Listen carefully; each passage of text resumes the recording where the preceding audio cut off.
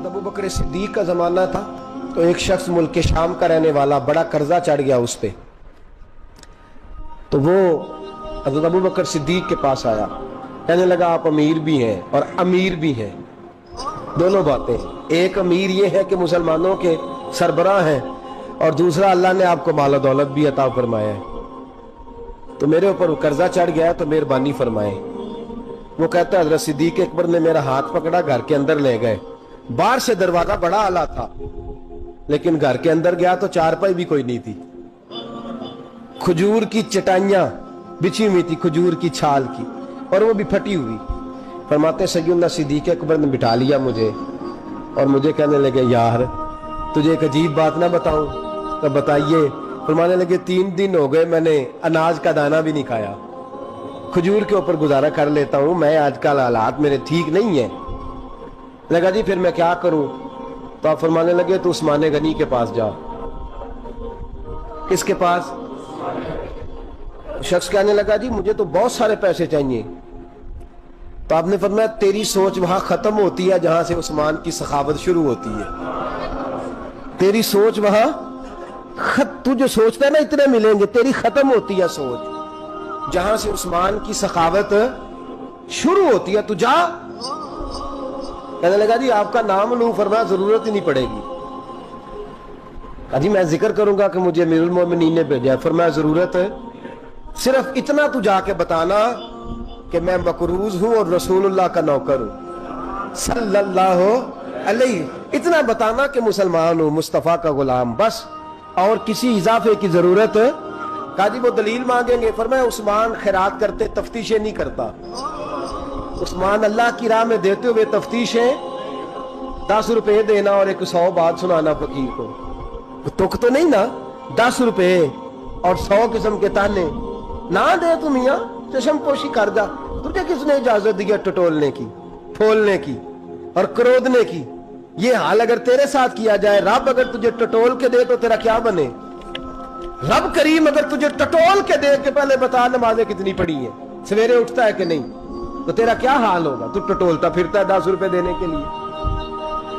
हजरत उस्मान गनी की आदत नहीं। वो शख्स कहता है मैं चला गया, पूछता पुछाता दरवाजे पे पहुंचा, दरवाजे पे दस्तक दी तो हजरत उस्मान गनी के अंदर से बोलने की आवाज है, अपने बच्चों को डांट रहे हैं। कहते हो यार तुम लोग शहद के अंदर, दूध के अंदर शहद मिला के पीते हो, खर्चा थोड़ा कम करो, इतना खर्चा तुमने बढ़ा दिया है। तुम दूध के अंदर दूध भी मीठा, शहद भी मीठा, एक चीज खा लो को बीमार हो, 2-2 चीजें इस्तेमाल करते हो। कहते हैं मैंने कहा अबू बकर तो बड़ी बातें बता रहे थे, और इस किस्म के कई वाकयात हज़रत उस्मान गनी के साथ हुए। वो तो बड़ी बातें बता रहे थे और ये आदमी दूध शहद से लड़ाई कर रहा है, और मुझे कई 1000 दिरहम चाहिए, दिनार चाहिए, मुझे दे देगा? फरमाते हैं अब वो डांट के बाहर आए, मैं दरवाजे पे था, आते ही कहने लगे मैं आया ना तो जब मैंने अस्सलामु अलैकुम कहा तो वो समझ गए मैं मुसलमान हूं। कहते वालेकुम कहा तो पहला जुमला उन्होंने जो बोला वो उनके बड़ेपन का मुजाहरा था। कहने लगे बच्चों को एक बात समझानी थी, आने में मुझे 1.5-2 मिनट लग गए, तू दरवाजे पे खड़ा रहा, मुझे माफ कर देना। बड़े लोगों की बड़ी बातें, बड़े लोगों की बड़ी बातें, जितना बड़ा कद है उतना बड़ा इखलाक है। कहने लगे तुझे एक बात बच्चों से करने लग गया था, तुझे इंतजार करना पड़ा, जरा दरगुजर करना। कहते हैं फिर उन्होंने दरवाजा खोला, जो उस वक्त उनका माहौल था हवेली का, ड्राइंग रूम का, जो भी, मुझे बिठाया। कहते हैं मेरे लिए जो पहली चीज आई वो दूध के अंदर शहद डाल के वो लाए। कहते हैं मेरे दिल में ख्याल आया घर में झगड़ा कर रहे थे, मुझे पिलाया, उसके बाद खजूरों का हलवा आ गया। कहते हैं मैंने कहा बच्चों को कह रहे थे एक मीठी चीज इस्तेमाल करो, मेरे लिए 3-3 आ गई है, 3-3 आ गई। अजीब शख्स है। कहते हैं मैं, लेकिन अभी मेरा तसव्वुर जमा नहीं। मैंने कहा इतना तगड़ा नहीं जितना हज़रत अबू बकर ने बताया है। कहते हैं खिला पिला के ना फिर पूछने लगे कैसे आए हो, कैसे आए हो? तो कहते हैं मैंने कहा कि जनाब मैं मजबूर हूं। आज बहुत सारे लोग हैं ना जिनके पास किसी की बात सुनने का टाइम ही नहीं। कहते मोटी मोटी बात करें, आखिरी आखिरी। हजरत उस्मान गनी पूरी खिला पिला के कहने लगे कैसे आना हुआ? कहते मैंने कहा जी मैं मुसलमान हूं, मुल्क के शाम के मुज़ाफात के एक गांव का रहने वाला हूं, कुछ कारोबारी मुश्किलात आई तो मैं मकरूज हो गया, میرے اوپر قرضہ ہے, مجھے کچھ پیسوں کی حاجت ہے. فرمانے لگے میں نے کچھ پیسے کہا, انہوں نے ایک آواز دی تو ان کا غلام آیا ایک اونٹ کے اوپر لدا ہوا سامان لے کے. کس کے اوپر؟ اونٹ کے اوپر. کہتا ہے مجھے 3000 اشرفیوں کی ضرورت تھی, میں نے بتایا نہیں 3000 چاہیے. اونٹ آیا تو حضرت عثمان غنی کہنے لگے اس اونٹ پر تیرے لیے, تیرے گھر والوں کے لیے میں نے کپڑے بھی رکھوا دیے, کھانا بھی رکھوا دیا اور 6000 اشرفیاں بھی رکھوا دیے. تو پیدل آیا ہے تو اب اونٹ لے کے جا. کہتے میں نے کہا حضور اونٹ واپس کون کرنے آئے گا؟ کہنے لگے واپس کرنے کے لیے دیا ہی نہیں تو تحفہ ہے, تو لے جا. کہتے ہیں میں کہاں سے چلا تھا ڈھونڈتا اور مدینے میں آیا, اور جب مدینے میں آیا تو پھر اللہ نے جھولی بھر کے عطا فرمایا. کہتے ہیں میری آنکھوں میں آنسو آ گئے اور میں نے کہا حضور آپ نے تو میری ضرورت سے کہیں بڑھ کے نواز دیا ہے, مجھے معاف کیجئے گا. میں سوچ رہا تھا کہ دودھ شاید پہ گھر میں لڑائی ہو رہی ہے. آپ فرمانے لگے رب نے جو مجھے پیسے دیے ہیں اس لیے نہیں دیے کہ میری اولادیں موج مستی کرتی پھرے, میرے مالک نے مجھے نوازا ہے تاکہ میں محمد عربی کی امت کی نوکری کروں صلی اللہ علیہ.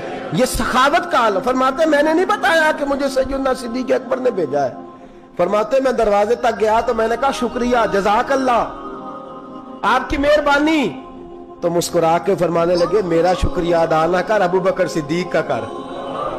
میرا نہ شکریہ ادا کر, شکریہ ابو بکر صدیق کا جس نے تجھے یہ رستہ دکھایا ہے.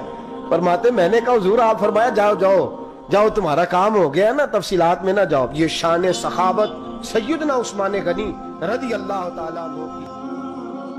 حضرت عثمان غنی رضی اللہ تعالیٰ عنہ فرماتے ہیں کہ جس دن حضور نے تبوک کے لیے جیش اسرا کی اعلان کیا نا, تو حضرت عثمان غنی فرماتے ہیں کہ حضرت ابو بکر صدیق تو سارا مال لے آئے تھے, جناب عمر آدھا لے آئے تھے, مولا علی شیر خدا نے جی کھول کے دیا تھا, لیکن 800 گھوڑے بما پالان کی ضرورت تھی, یعنی 800 فوجیوں کا خرچہ. اپنے لفظوں میں بات کر رہا ہوں. فوجی کا خرچہ کیا ہوتا تھا کہ فوجی کا گھوڑا بھی چاہیے, گھوڑے کے ساتھ کجاوا بھی چاہیے, تلوار بھی چاہیے, نیزہ بھی چاہیے, تیر بھی چاہیے, لوہے کی جیکٹ بھی چاہیے. حضرت عثمان غنی کہتے ہیں نبی پاک نے اعلان کرنا شروع کیا. ایک دفعہ اعلان کیا تو میں نے کہا حضور 200 فوجی کا خرچہ میرا. تو نبی پاک نے دوسری دفعہ اعلان کیا تو کوئی اٹھا ہی نہیں, جنہوں نے دینا تھا وہ تو سارا کچھ پہلے ہی دے چکے تھے, کوئی اٹھا نہیں. کہتے مجھے بڑا عجیب لگا کہ میرے مصطفیٰ اعلان کریں. حضرت عثمان غنی فرماتے ہیں, شاہ ولی اللہ صاحب نے ازالت الخفا میں لکھا ہے کہ یوں پکڑ کے کہتے ہیں میں نے اپنا نا گریبان پکڑ لیا, عثمان تیرے نبی کو اعلان کرنا پڑ رہا. کہتے 1000 فوجی کا خرچہ چاہیے تھا, 1000 کا. عثمان کہتے ہیں تیسری دفعہ حضور نے اعلان کیا تو کہا یا رسول اللہ 200 اور ڈال لے. سنو سخی کس کو کہتے ہیں.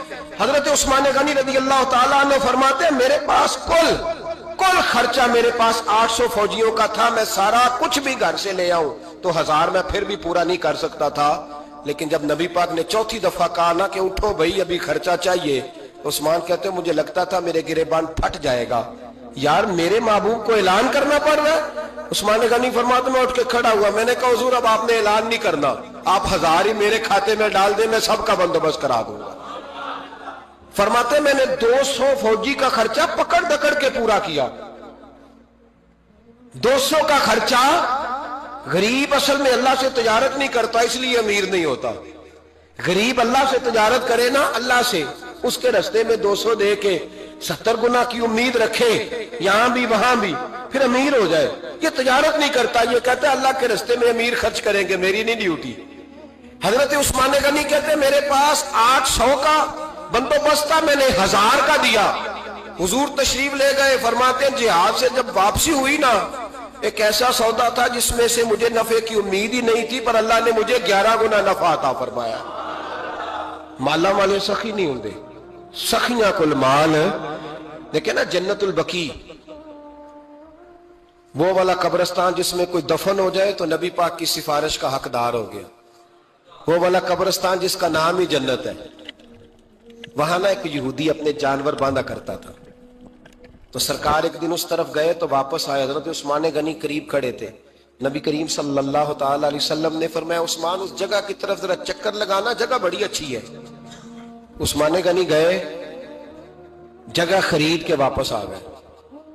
حضور نے فرمایا ہوا ہے؟ عرض کی حضور خرید آیا ہوں. فرمایا میں نے تو چکر لگانے کا کہا تھا. کہا یا رسول اللہ آپ نے یہ بھی تو فرمایا تھا جگہ بڑی اچھی ہے, تو جس کو آپ نے اچھا کہہ دیا یہودی کے پاس تو نہیں نہ رہنی چاہیے, تو میں نے خرید دی. شرم نہیں آتی لوگوں کو.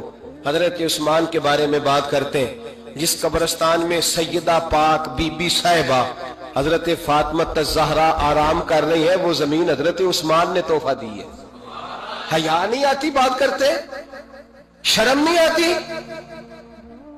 یہ صدقہ سیدہ فاطمہ کا ہی ہے, انہی کے لیے اللہ نے تحفہ دیا, اور اس کے پیسے حضرت عثمان غنی نے ادا کیے. پھر اس قبرستان میں سیدہ پاک نے آرام کیا, پھر اسی قبرستان میں عثمان ابن مسعود نے آرام کیا, پھر اسی قبرستان میں حضرت حلیمہ سعدیہ لیٹی ہوئی ہے, اسی قبرستان کے اندر نبی پاک کی زوجہ سیدہ عائشہ آرام کرتی ہے, پھر اسی زمین پر میرے محبوب کے پیارے نواسے امام حسن آرام فرمائے. حضرت عثمان غنی رضی اللہ تعالیٰ عنہ کے بارے میں بات کرتے تیری زبان نہیں کانپتی؟ ان کو بات کرتا ہے جن کے تحفے اہل بیت نبوت نے قبول فرمائے, اور وہاں آرام کرنا انہوں نے پسند کیا. اتنا بڑا جرت بند ہو گیا تو. حضرت سیدنا عثمان غنی رضی اللہ تعالیٰ عنہ سخاوت کی تو کمال کر دیا حضرت عثمان غنی, اور پھر ضرورت سے زیادہ پیسے دے کے. وہ کنویں کی بات بڑی معروف ہے, میں نے بس اشارہ کرنا ہے. نبی پاک نے بھی اعلان کیا تو بڑا ہی اعلان کر دیا.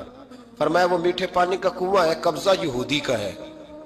جو بندہ خرید کر وقف کرے گا نا اسے کیا ملے گا؟ تو حضور نے فرمایا میری جیب میں جنت کی ٹکٹ ہے, میں اسے جنت دے دینی. یہ ہے عرض جنت, یہ طیبہ کی زمین ہے. جنت بھی یہی, مال کے جنت بھی یہی ہے.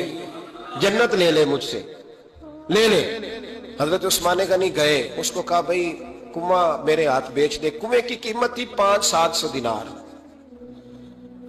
تو حضرت عثمان 500-600 دینار کل کنویں کی قیمت تھی. جناب عثمان غنی گئے, یہودی کو پتا تھا کہ یہ خریدنا چاہتے ہیں. فرمایا یار یہ کنواں بیچ دو. کہنے لگا نہیں بیچنا. فرمایا قیمت منہ مانگی. کہنے لگا قیمت میری مرضی کی. کہا تمہاری مرضی کی, اپنی اپنی اوقات ہوتی ہے نا قیمت لگانے کی, تمہاری مرضی کی. کہنے لگا میری شرط ہے, میں ایک دن کے لیے کنواں دوں گا, ایک دن میں ایک دن آپ. فرمایا یہ بھی منظور ہے. کتنے پیسے؟ اس نے کہا میں 3000 دینار لوں گا, 500-600 کا ہے. حضرت عثمان غنی فرمانے لگے تو نے اپنی اوقات کے مطابق 3000 مانگا ہے, میں 40,000 لے کے آیا تھا. اپنی اوقات کے مطابق مانگا, 40,000 دینار میری جیب میں. یہودی کہنے لگا عثمان تو تاجر ہے, اور عام تاجر نہیں, عالمی سطح کا تاجر ہے. لوگ تیری تجارت کی مثالیں عرب میں دیتے ہیں, پر 500-600 کا کنواں 40,000. فرمانے لگے مسئلہ کنویں کا نہیں, مسئلہ مصطفیٰ کے فرمان کا ہے. وہ جو حضور کا فرمان پورا کرنا ہے نا, اس کے لیے 40,000 تھوڑے ہیں. میرے پاس تھے ہی اتنے جو لے کے آیا ہوں. حضرت عثمان نے پیسے چکائے. اس نے کہا ایک دن پانی ملے گا. فرمایا منظور ہے. وہ ایک دن بیچا کرتا تھا پانی. حضرت عثمان نے اعلان کر دیا جو میرا دن ہے نا فری پیو, اپنے بھی پیو, بیگانے کا اعلان کوئی نہیں کرنا, میرا کوئی پروگرام نہیں. لیکن آپ مطلب ہلکا ہلکا ایسے ایسے دیکھیں گے, سوچیں گے, غور کریں گے. او بھائی پیسہ بھی بانٹنے سے, چلو بولو تو صحیح نا, اس پر بھی آپ حامی تو بھرے نا, سچی بات کر تو لینی چاہیے نا. چلے عمر آپ 2 سال کے بعد کر لینا, 6 سال کے بعد کر لینا, پر ہاں نہ تو صحیح کرے نا. پیسہ بھی ہمیشہ بانٹنے سے. ملا رومی رحمت اللہ علیہ فرماتے ہیں کنویں سے سادہ پانی نکل جائے تو تازہ آ جاتا ہے, اور اگر پانی کنویں کے اندر رہے سارا ختم نہ ہو تو باسی ہو جاتا ہے. اس لیے فرمایا کرتے تھے میں اس کنویں سے پانی پیتا ہوں جس پہ رش زیادہ ہوتا ہے, اس لیے کہ وہاں سے پانی ختم ہوتا ہے تو تازہ آتا رہتا ہے. فرماتے تو اللہ کے رستے میں سارا خرچ کر دے, اللہ تازے عطا کر دے گا, اور پہلے سے زیادہ عطا کر دے گا. میرا آپ کا مسئلہ یہ ہے کہ تجارت بندوں کے ساتھ ہے. بندوں کے ساتھ جو تجارت ہے نا, بندے کنجوسی کر جاتے ہیں. بندے کا تو صحیح کام چل جائے تو پارٹنر کو فارغ کر دیتا ہے تو فارغ ہے. اور اگر کبھی کسی کی دکان میں کوئی کرایہ دار اچھا اس کی دکان چل جائے تو مالک کہتا ہے تو جا, اب دکان میں نے خود کھولنی ہے, وہ فارغ کر دیتا ہے. بندوں کا تو مزاج. اور اللہ تبارک و تعالیٰ سے جب تجارت ہوتی ہے نا, میں نے ایسے لوگ دیکھے ہیں جن کے گھروں میں لاکھوں روپیہ ماہانہ آتا ہے, غربت نہیں جاتی. ان کو سوچنا چاہیے کہ کثرت والا پیسہ آیا ہے پر برکت والا نہیں آیا. حضرت عثمان غنی رضی اللہ تعالیٰ عنہ فرماتے ہیں کہ میں نے پہلے بھی میں بڑا تاجر تھا، لیکن جب سے مصطفیٰ کے نام پر خرچ کرنا شروع کیا، پھر کہاں کہاں سے آیا کب، اور بڑی سیانی بات فرماتے ہیں، آپ فرماتے ہیں میں کلمہ پڑھنے سے پہلے تجارت کو وقت زیادہ دیتا تھا، اور مسلمان ہونے کے بعد میں نے تجارت کو ٹائم تھوڑا دیا، پر اللہ نے روزی مجھے زیادہ عطا فرمائی۔ اس لیے برکت پر ہماری توجہ نہیں رہی، غیبی خزانوں پر خیال ہم نے چھوڑ دیا ہے۔ غیبی خزانوں سے جو چیز ملتی ہے وہ زیادہ ملتی ہے، جو مادی ذرائع سے ملتی ہے وہ چیز کم ہوتی ہے۔ حضرت عثمان غنی پر الزام لگا جب آپ کا دور حکومت تھا، یہ یاد رکھیں کہ سب سے زیادہ الزامات حضرت عثمان غنی پہ لگائے گئے۔ جن بندوں کے قد کاٹ زیادہ ہوتے ہیں ان کے خلاف پراپوگنڈے بھی لمبے چوڑے ہی ہوتے ہیں۔ بڑی بات یاد رکھنا، کہا گیا کہ حضرت عثمان لوگوں کو نوازتے بڑا ہے، بڑا دیتے ہیں حضرت عثمان غنی۔ تو حضرت عثمان غنی فرمایا کرتے تھے حکمران تو میں آج بنا ہوں تو میں تو پہلے بھی بڑا دیتا تھا، وہ کس خزانے سے دیتا تھا؟ آپ جواب دیا کرتے۔ دیکھیں ذرا، لاکھوں لوگ حج کرنے آتے تھے، پر حضرت عثمان غنی حج کرنے جاتے تو اعلان کر دیتے کہ کوئی حاجی حج کے موقع پر آ کے کھانا نہ پکائے، سب کو کھانا عثمان غنی اپنی جیب سے دیا کرے۔ مینا میں لنگر کھانا ہوتا تھا حضرت عثمان غنی کا، مینا میں فرماتے تھے کھاؤ حاجیوں جتنا کھا سکتے۔ اور پھر حضرت عثمان غنی کا اعلان تھا، خدام کو کہتے تھے میں آخر میں کھاؤں گا، پہلے میرے سارے آنے والے حاجیوں کو کھلایا جائے۔ ایک بات اور سن لیں، بڑا ستایا گیا حضرت عثمان غنی کو، پراپوگنڈے کیے گئے، آپ کے خلاف مہم چلی، عبداللہ ابن سبا نے بڑی مہم جوئی کی آپ کے خلاف، یہودیوں نے مسلمانوں کا روپ دھار کر بڑا آپ کو ستایا، تکلیفیں دی، جی آپ اپنے رشتہ داروں کو بڑا دیتے ہیں، فرمایا کرتے تھے جیب سے دیتا ہوں، مال خزانہ سے نہیں دیتا۔ حضرت عثمان غنی رضی اللہ تعالیٰ عنہ کو بڑا ستایا گیا۔ یہ واحد خلفائے راشدین میں خلیفہ ہے جن کا 40 دن پانی بند کیا گیا، کھانا نہیں آنے دیا گیا، لیکن کمال ہستی حضرت عثمان غنی کی، مولا علی جیسے شیروں نے جا کے کہا آپ اشارہ کریں کہ جو آپ کے خلاف نکلے ہوئے ہیں تو ایک تلوار سے مار دیے جائیں گے۔ تو حضرت سیدنا عثمان غنی فرمانے لگے میں وہ والا مینڈا نہیں بننا چاہتا جس کی وجہ سے مدینے کی گلیاں رنگین ہو جائیں، امن کا کہا خلافت چھوڑ دیں۔ فرمایا حضور نے کہا تھا اللہ تمہیں ایک قمیض پہنائے گا، لوگ اتارنا چاہیں گے تم نے اتارنی نہیں، صبر سے، حوصلے سے، اطمینان سے۔ یہ وہ واحد ہستی ہے حضرت عثمان غنی، انہوں نے شہادت قبول کر لی لیکن تلوار نہیں چلنے دی، لوگوں کو ایک دوسرے کے گلے نہیں کاٹنے دی، وہ شخصیت ہے حضرت عثمان غنی کی، لیکن بڑا ستایا گیا، بڑا پراپوگنڈا۔ مجھے بتائیے اس کے بارے میں اللہ قرآن کی آیتیں نازل کر دے، اور جس کے بارے میں مصطفیٰ کریم ایک بار نہیں تین بار جنت کی بشارت عطا کر دے، کوئی بندہ ہمیں تاریخ بتائے، حوالے دے، کہانیاں سنائے تو ہم اس کی کہانیاں دیکھیں گے یا نبی پاک کا فرمان دیکھیں گے؟ بولیں، جا کے بولیں، جا کے کسی کہانی پر کبھی بھی کان۔ بس ایک حدیث میں نے بڑی دفعہ سنائی ہے، پھر سناتا ہوں، ترمذی میں ہے، نبی پاک جنازگاہ تک گئے جنازہ پڑھنے، یا رسول اللہ فلاں آدمی انتقال کر گیا، جنازگاہ تک تشریف لے گئے جنازہ پڑھانے، لیکن جنازگاہ تک پہنچ کر محبوب نے فرمایا اس کا جنازہ نہیں پڑھانا۔ یا رسول اللہ کیوں؟ فرمایا اس لیے کہ یہ عثمان غنی سے بغض رکھتا تھا، تو حضور تو اس کا جنازہ نہیں پڑھتے۔ حضرت سیدنا عثمان غنی رضی اللہ تعالیٰ عنہ میں دو چیزیں عام لوگوں سے بڑھ کر تھیں۔ ایک تو اللہ تعالیٰ نے انہیں مال و دولت عطا فرمایا تھا، تو اپنے فضل سے ڈھیر سارا عطا فرمایا تھا۔ زیرک قسم کے کاروباری تھے۔ ہمارے ہاں بہت سارے لوگوں کے ناکام ہونے کی وجہ یہ ہوتی ہے کہ اپنے کام پر توجہ نہیں دیتے۔ آج کل تو ویسے ہی توجہ نہیں ہے، جو بندہ بھی جو کام کر رہا ہے ساتھ وہ موبائل چلا رہا ہے، تو کسی شے پہ بھی توجہ نہیں، معاملہ ختم ہے۔ اور ہمارے بچے جو ہیں یہ تو بیچارے اب خوابوں کی دنیا میں زندہ رہتے ہیں، یہ سمجھتے ہیں زندگی وہ ہے جو موبائل کے اندر ہے، حالانکہ ایسا نہیں ہے۔ حقیقی اور عملی زندگی کچھ اور ہے، یہ حقیقی یہ معاملہ نہیں۔ تو حضرت عثمان غنی اپنے کام پر بڑی توجہ دینے والے زیرک آدمی تھے، اللہ نے انہیں مال و دولت عام لوگوں سے بڑھ کر عطا فرمایا تھا۔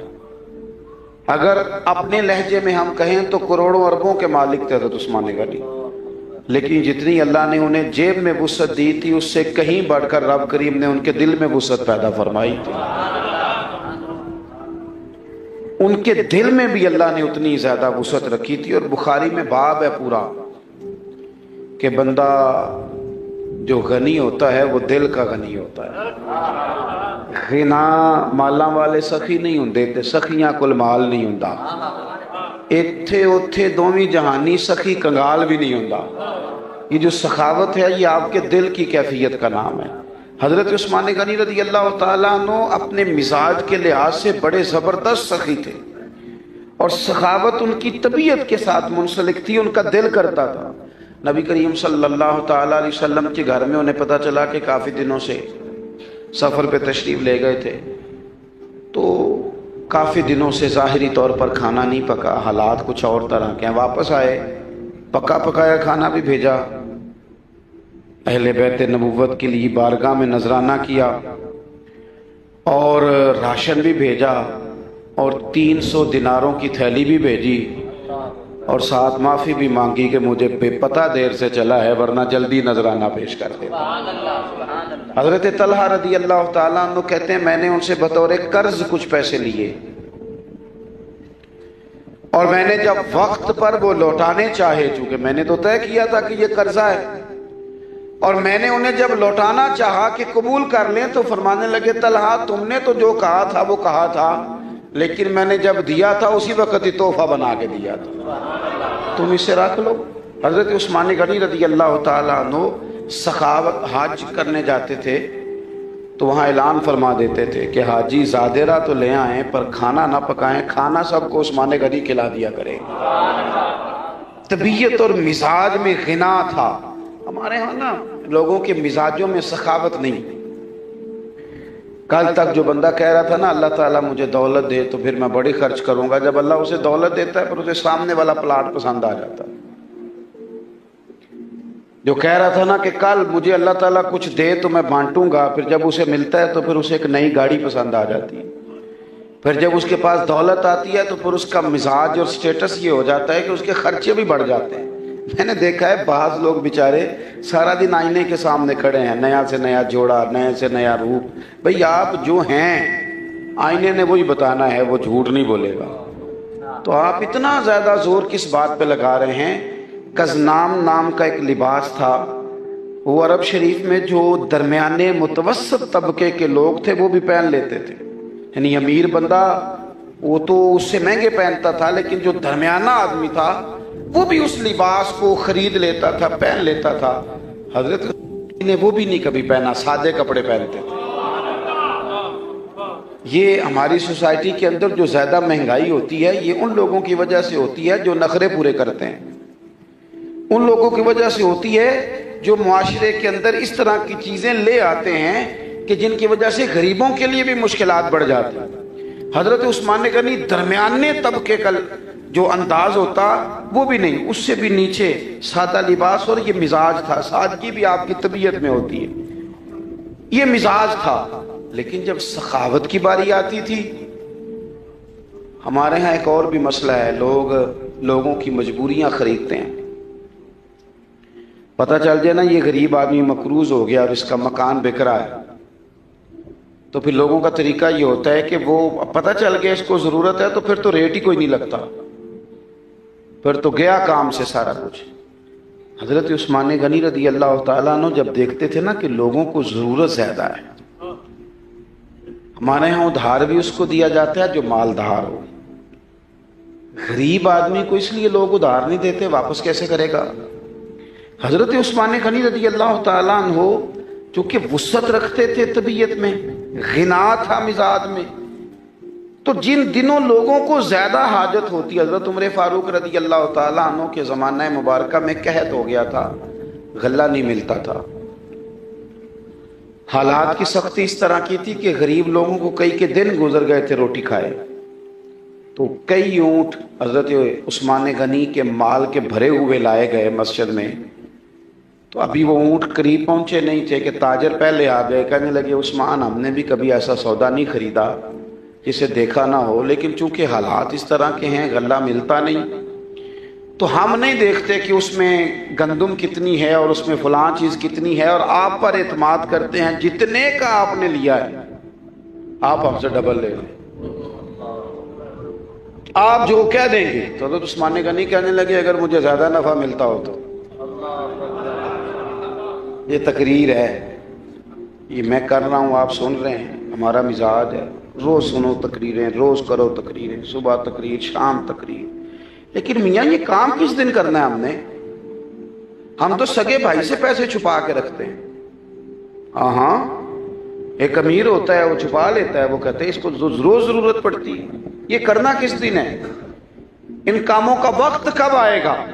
نشستن گفتن برخاستن، بیٹھو باتیں کرو اٹھ کے چلے جاؤ، یہی زندگی ہے کیا؟ حضرت سیدنا عثمان غنی رضی اللہ تعالیٰ عنہ، او بھائی مجھے زیادہ نفع مل رہا ہے. تو ایک تاجر بولا، کہنے لگا ٹھیک ہے اگر زیادہ مل رہا ہے تو اس سے زیادہ نہیں مل سکتا آپ کو. ہم نہ مال دیکھتے ہیں نہ جا کے پوچھتے ہیں آپ نے کتنے کا خریدا، آپ بتا دیں کتنے کا خریدا اور ہم 3 گنا دیتے ہیں. فرمایا مجھے زیادہ ملتا ہے. اور 4-5 گنا تک گئے تو آخر میں کہنے لگے چلیں آپ بھی تو کچھ بولے نا. فرمانے لگے مجھے تو 700 گنا مل رہا ہے. چپ کر گئے. کہنے لگے عثمان آپ اپنے لہجے کے لحاظ سے تو سچے آدمی ہیں، انداز گفتگو تو آپ کا بڑا شستہ ہے، 700 گنا کہاں سے ملتا ہے؟ فرمایا دیکھو نا ملنے لگا ہے. مسجد شریف میں جا کے اعلان کیا کہ جس غریب کے پاس غلہ نہیں وہ آ کے عثمان سے مفت لے جائے، مجھے رب کی بارگاہ سے اجر ملے گا اور 700 گنا ملے گا. جب آپ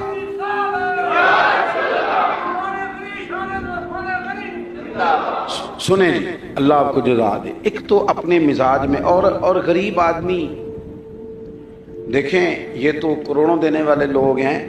مدینہ شریف میں ایک غریب آدمی نے 1 کلو کھجوریں بھی دی تھی. اللہ کے محبوب صلی اللہ تعالیٰ علیہ وسلم نے ڈھیر کے اوپر ان ساری کھجوروں کو بکھیر کے کہا تھا جتنا سب کو ثواب ملے گا اتنا رب تجھے بھی عطا فرمائے.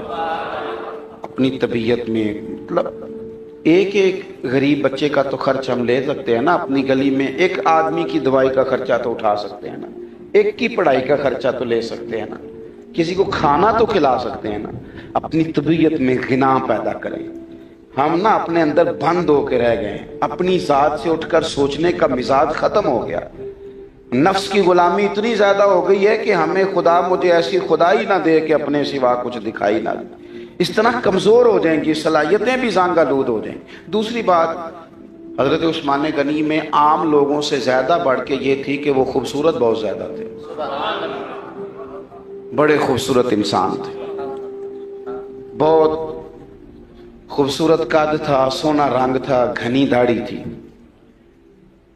حضرت اسامہ بن زید رضی اللہ تعالیٰ عنہ فرماتے ہیں کہ نبی پاک صلی اللہ تعالیٰ علیہ وسلم نے نا مجھے کچھ شوربہ دے کر، اللہ کے حبیب علیہ السلام نے فرمایا نا کہ جب گوشت پکاؤ تو شوربہ ذرا زیادہ پکا لو. ویسے آج کل تو خیر شوربہ پکتا ہی نہیں، بنا گوشت پکتا ہے. غریب جو ہوئے زیادہ لوگ، اب کہاں شوربہ اور کیا شوربے کی ضرورت، تو بھنا ہوا گوشت پکتا ہے الا ماشاء. فرمایا کہ یہ شوربہ زیادہ پکاؤ اور اپنے پڑوسی کو بھی اپنے سالن میں شریک کر لو. فرماتے ہیں محبوب نے گھر میں کچھ سالن بنایا تھا تو مجھے محبوب نے فرمایا کہ اسامہ یہ میری بیٹی رقیہ کے گھر دے آؤ. نبی پاک علیہ الصلوۃ والسلام کی بڑی صاحبزادی کا نام حضرت زینب ہے، دوسرے نمبر پر جو شہزادی ہیں ان کا نام سیدہ رقیہ ہے، تیسری کا نام حضرت ام کلثوم ہے، اور چوتھی شہزادی حضرت سیدہ فاطمہ الزہرا ہے.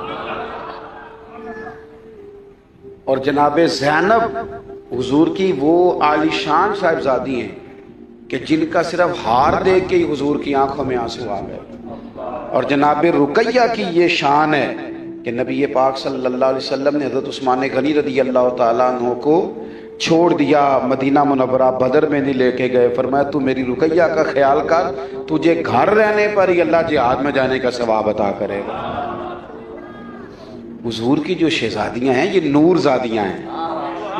ہم لوگ اصل میں پراپوگنڈے کا شکار ہے نا، غیر چونکہ ایک شہزادی کی بات کرتے ہیں تو پھر ہمارا بھی ایک مزاج بن جاتا ہے اور ادھر ادھر جانے کو تیار نہیں ہوتے. 4 شہزادیاں محبوب کی، چاروں. مجھے ایک دن ایک صاحب کہنے لگے جی حضور کے کسی اور نواسے کا بھی ذکر کریں. میں نے کہا کتابیں پڑھو، ذکر ملتا ہے. حضرت امامہ بنت زینب بخاری میں موجود ہے، نبی پاک علیہ السلام کی سب سے بڑی نواسی ہیں، جناب زینب کی صاحبزادی ہیں۔ حضور جب نماز پڑھنے مسجد میں آتے تھے تو اس نواسی کو گود میں اٹھا کے ساتھ لایا کرتے تھے، ساتھ لاتے تھے اللہ کے محبوب۔ بہرحال یہ عنوان نہیں ہمارا۔ حضرت اسامہ بن زید رضی اللہ تعالیٰ عنہ فرماتے ہیں میں وہ سالن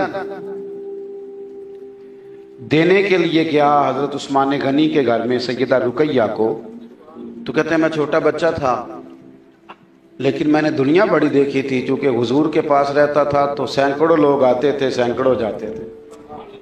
فرماتے ہیں وہ سالن لے کے جب میں حضرت عثمان غنی کے گھر میں حاضر ہوا اور وہ سالن جیسے ہی میں نے ان کے ہاں پہنچانا چاہا تو دونوں میاں بیوی حضرت عثمان غنی اور حضور کی شہزادی فرماتے ہیں دونوں بیٹھے تھے سامنے، میں نے انہیں دیکھا تو میں تو دیکھتا ہی رہ گیا، اتنے خوبصورت لوگ تو میں نے کبھی دیکھے ہی نہیں، اتنا نورانی چہرہ حضرت عثمان غنی کا۔